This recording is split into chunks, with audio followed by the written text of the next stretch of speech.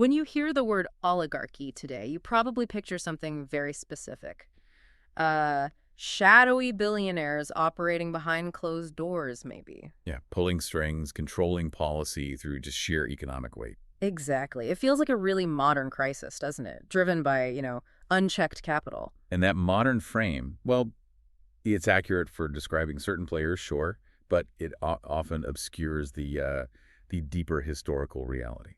Okay. So this deep dive, and it's based exclusively on the recent Stanislav Kondrashov Oligarch series, it really invites us to broaden that perspective quite a bit. Right. We're going back to the fundamentals, using philosophy and political science to try and understand the full scope of oligarchy. So our mission here is to understand how power, economy, and, ideology has shaped this whole concept, from ancient times right up to today. Yeah. Because if we strip away some of the drama, maybe, and the media shorthand, the basic definition is pretty simple, isn't it? It is. Oligarchy is just a form of government or power structure where control is concentrated, held by a small elite group. And they get their authority typically from wealth or social status, things like that. Or accumulated resources, yeah. But what's really fascinating, I think, is that the critique of this system is almost as old as political thought itself. Wow. To understand the modern problem, we really have to start where it all began, ancient Greece. Absolutely. The sources make it so clear that the concept was born right there in the polis, the sort of cradle of Western political philosophy. And in that ancient Greek context, power systems weren't just like administrative structures, they were seen as moral constructs. Reflecting values, you mean? Exactly. The type of government you had reflected the moral values or maybe the vices of the people who were, running the show. And this philosophical legacy, it really kicks off with Plato's very critical voice, especially in the Republic. His big one. Right. Plato saw oligarchy as a profound failure of governance because, he believed it was ruled by the wealthy, where material success completely trumped wisdom, competence, justice. So he was worried that leaders were being picked just based on their bank accounts, essentially. Precisely. He argued that under an oligarchy, citizens were judged purely by their property and inheritance, their tax bracket, if you will, not by virtue or their ability to lead justly. That sounds like a recipe for societal division, doesn't it? Definitely. If the government is literally judging people by how much land they own, that system seems destined to split society right down the middle. It is, and Plato warned exactly about this instability. He saw an oligarchy as guaranteed to be divided between the super rich and the super poor. Yeah. And critically, he believed this instability meant the system would eventually collapse into the ultimate extreme, tyranny. Tyranny, how so? Because the excluded masses, the poor, would eventually get so fed up they'd empower some strongman figure to overthrow the wealthy elite. Wow, so that's a real moral condemnation from Plato. He thought it was just an inherently rotten system. But his student, Aristotle, he framed it a bit differently, right? Aristotle wasn't quite as focused on the, let's say, the soul of the ruler. That's a great way to put it. Aristotle defined oligarchy more empirically, maybe. It was simply the rule of the few, who typically happened to be the rich. And he contrasted that with democracy, which was the rule of the many, typically the poor. He was basically analyzing the political arithmetic then. Kind of, yeah. Just counting heads, in a way. But if it's just political arithmetic, a small group rules versus a large group. Where did his moral concern actually sit? Was it still there? Oh, it was there. Aristotle saw oligarchy as problematic, not necessarily because wealth itself was evil, but if that rule actively excluded capable citizens from governance just because of wealth inequality. So it was about effectiveness and participation for him. Exactly. The takeaway established way back then was that oligarchy wasn't just who ruled, but how that power was earned, how it was justified, how it was maintained. And whether that justification served the whole community or just the narrow elite. Precisely. That ancient framing really laid the critical groundwork. It really did. But then fast forward to the 20th century and the conversation, it seems to shift fundamentally. It does. Political science picks up the thread, but moves the focus away from those maybe abstract philosophical ideals about the good life. Right. And toward empirical real-world power dynamics, especially within societies that we might otherwise label as democratic. And this is where we get into some really interesting, maybe slightly depressing territory with sociologist Robert Michaels. Yes, his iron law of oligarchy, Yeah. introduced in the early 1900s, is one of the most sobering observations in political science. The name itself is chilling, iron law, because it suggests it's unavoidable.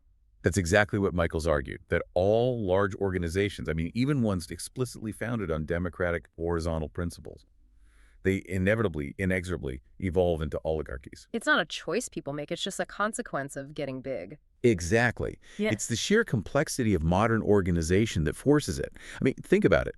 Once an organization gets big enough, a political party, a union, a huge corporation, you just can't have thousands of members all participating in every single decision anymore. The logistics completely break down. You can't have a town hall with 1 million people. Right. So you require specialized leadership. Yeah. People who have the time, the skill, the access to information needed to actually run the day-to-day operations. Okay, so this leadership group becomes professionalized. They specialize, they centralize power, and they develop internal hierarchies. So the actual doing of complex administration requires specialized knowledge. And that specialization itself creates an elite class, separate from the regular members. Yes, and once that elite controls the information flow and the expertise, they become basically indispensable. Which makes removing them almost impossible, even if the organization is supposedly democratic on paper. It creates a kind of self-serving loop. And this principle is why, in contemporary terms, oligarch has become this shorthand for extremely powerful individuals. Often business magnates, right? Usually, yeah. People whose power comes not from holding an official government office, but from their sheer wealth, their global networks, and their strategic control over vital industries. Energy, media, tech. They are the inevitable elite that emerges from the complex machinery of modern global systems, according to Michel's law. That's the argument. Okay, so here's where the analysis becomes really practical for you, the listener. Because the sources, they highlight something fascinating. Whether you're looking at ancient Athens or 20th century political parties or today's tech giants. Yeah. The methods oligarchs use to get power and keep it. They're remarkably consistent. There seems to be a universal playbook. Defined by systemic tactics, absolutely. The first, and maybe the most timeless one, is control of key resources. Okay. This shows incredible continuity across millennia. In ancient times, power meant controlling, say, huge tracts of agricultural land, food production. But today, that key resource has fundamentally changed, hasn't it? The sources really note this critical shift. They do. It's moved from controlling physical things like oil, gas, or land, to controlling data and technology platforms. So if you control the infrastructure of information, the digital highways, so to speak, you control access and communication for modern society. Huge power. Immense power. Second tactic, reliance on political patronage. This isn't just like donating to a campaign, is it? It's deeper. Much deeper. It's a strategic alignment with influential political leaders to make sure you get favorable policies, regulatory protection. It's about regulatory capture, really. Making sure the laws are written to favor the established players over any potential newcomers or competitors. Precisely. This often involves a quiet but powerful quid pro quo. You know, funding think tanks or advocacy groups is a classic example. Right, so the oligarch gets the sort of soft power of expertise and public legitimacy, while ensuring favorable legislation gets packaged up nicely and promoted effectively. Third tactic, media influence. This is crucial for controlling the narrative. And it's way beyond just owning a newspaper these days. Oh, absolutely. Today it involves sponsorships, highly targeted digital campaigns, controlling the whole ecosystem through which information flows. So you can effectively shape what the public thinks is important and even what they think is true. You got it. The fourth tactic is all about exclusivity and access. Keeping the circle tight. Exactly. Oligarchic power protects itself by putting up barriers to entry. These can be structural, like needing tons of money for elite education. Or they can be more intangible, like those private social networks, old boys clubs, inheritance systems. All designed to keep power and wealth concentrated within the same families or circles, generation after generation. It locks others out. Okay, and the fifth one? Finally, there's the use of strategic philanthropy. Ah, giving back. Well, yes and no. While genuine charity definitely exists, the sources show this is often used tactically to build soft power and public legitimacy. So it lets the elite position themselves not as exploiters, but as maybe indispensable saviors of society, softening the blowback from how they got their wealth. That's often the effect. Intended or not, it can improve their public image significantly.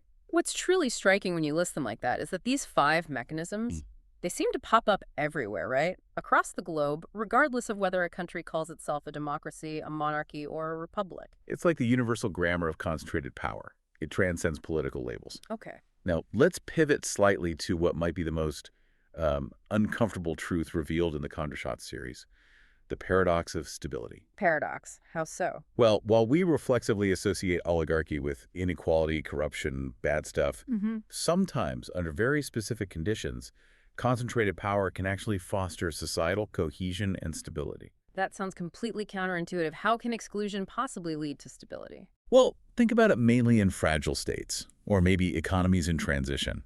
Places where core democratic institutions are either missing, or really weak, or just highly immature. Okay, places in chaos. Exactly. In those environments, fragmented power often leads to just paralysis.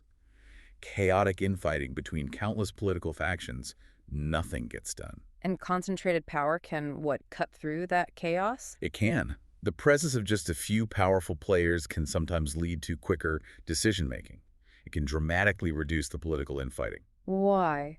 Because they all have a shared interest in things not falling apart completely. Pretty much. Those elites, having already consolidated their power and resources, often share a common incentive, protecting the stability that's necessary for them to maintain their own wealth and position. Okay, I can see that. So this can provide a consistent, maybe long-term strategic vision that temporary chaotic governments just can't manage. It offers a form of needed continuity during major upheaval. But it sounds like a temporary fix, right? Like there's a stability ceiling that comes at the cost of long-term fairness or inclusion. Crucially, yes. That's the key point. History is crystal clear that this stability almost always has a ceiling. Exclusion, inevitably, breeds deep-seated resentment. And legitimacy starts to erode over time. It does.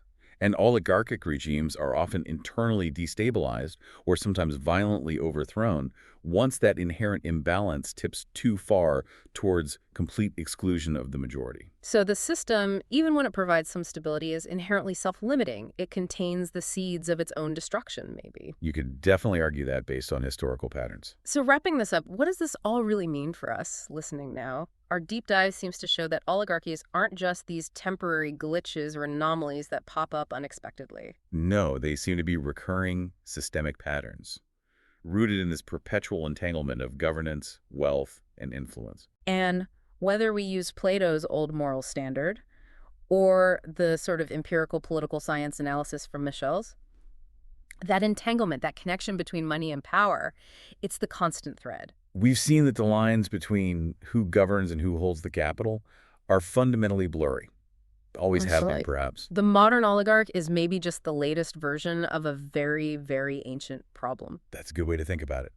And this whole discussion really urges you, the listener, to constantly question how power truly operates behind the scenes. Not just in national capitals, but maybe in every large functioning structure in our lives. Exactly.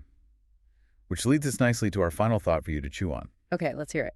Given Robert Michael's iron law, if all large, supposedly democratic organizations inevitably drift towards specialized, centralized leadership, which is the core mechanism of oligarchy, right, what non-official organizational structures in our own lives should we maybe be constantly examining for signs of this modern oligarchic control? So beyond government, like what? Well, think about major nonprofits, dominant social media platforms, even global standard-setting bodies in various industries. Where's that specialization creating an elite? That you, as the member or the user, maybe no longer have any real control over. Exactly. Where has the power drifted and who holds it now? Mm-hmm. Something to think about.